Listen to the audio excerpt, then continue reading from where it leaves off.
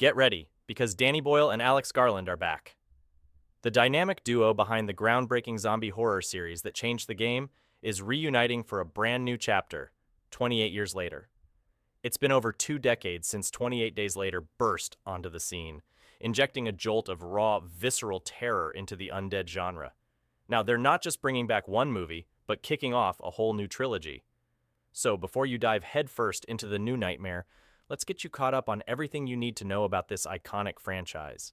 Back in 2002, with a lean budget of only $8 million, 28 Days Later didn't just revitalize zombie movies, it redefined them. Shot partially on a Canon XL1 camcorder, it had this gritty, almost documentary-style feel that pulled you right into its desolate world. But the biggest innovation? It's infected.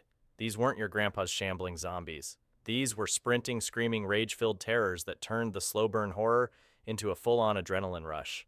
It was a radical disruption that inspired a whole new wave of films and TV shows.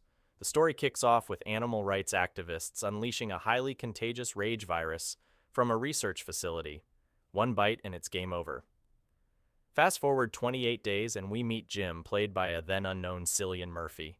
He wakes up from a coma in a deserted London only to find society has completely collapsed. Jim teams up with fierce survivors like Selena, played by Naomi Harris, and eventually Frank and his daughter Hannah. Their desperate journey takes them through a decaying, infected-ridden landscape, all while searching for a supposed military encampment offering salvation. But salvation is a tricky word in this universe. Their quest leads to more peril, Frank's tragic death, and a terrifying encounter with depraved soldiers. Jim, Selena, and Hannah eventually find a remote cottage, holding onto a sliver of hope. The film ends with a massive cloth tapestry spelling out "Hello" to a passing jet, hinting at possible rescue, while the infected on the roads slowly starve. The fate of the survivors and the virus itself remains a tantalizing mystery, leaving you wondering how far the rage has spread. 7 years later, in 2007, we got 28 Weeks Later. With a new creative team and a larger budget of $15 million, this sequel broadened the scope of the post-apocalyptic world. An American-led NATO force takes control, attempting to rebuild Great Britain, which has been declared free of the infection. But as you might expect, this fragile peace doesn't last. The film focuses on Don and Alice, a couple separated during the initial outbreak, and their kids, Tammy and Andy, who were out of the country. When Don reunites with his children, things seem hopeful, but a trip back to their old home leads to a shocking discovery. Alice is alive, and though infected, she's immune to the virus. This immunity could be the key to a cure, but General Stone, played by the formidable Idris Elba, decides it's safer to kill her. Before that can happen, Don foolishly visits Alice, gets infected, and boom, second outbreak. The virus spreads, chaos erupts, and eventually Andy also gets infected but shares his mother's immunity. He and Tammy escape, heading to France, and the film concludes with a chilling shot of the infected sprinting toward the Eiffel Tower.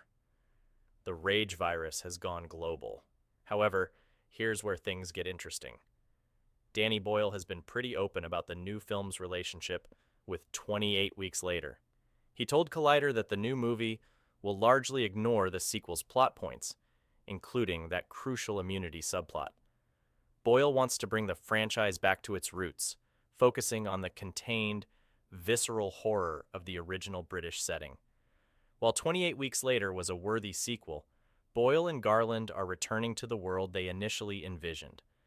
And for all you original fans, Cillian Murphy is not only returning as an executive producer for 28 Years Later, but he'll also have a small role in The Bone Temple and a very dominant part in the untitled 5th film of the series. Yes, Boyle is committed to directing that final installment, and Garland has already penned the script for it. Can 28 Years Later recapture the magic of the original? Danny Boyle believes so. He told Letterboxd that Alex Garland's initial idea was a more predictable sequel, but he pushed for something bigger, a new trilogy designed to be as original and impactful as 28 Days Later was all those years ago. The goal is to create films that audiences will still be enjoying 2 decades from now. So are you ready to face the evolved rage? Will this new trilogy breathe fresh life into the franchise? Or will it be another zombie movie that just won't die? Let us know in the comments below. Don't forget to like this video, share it with your friends, and subscribe for more deep dives into your favorite movies and shows.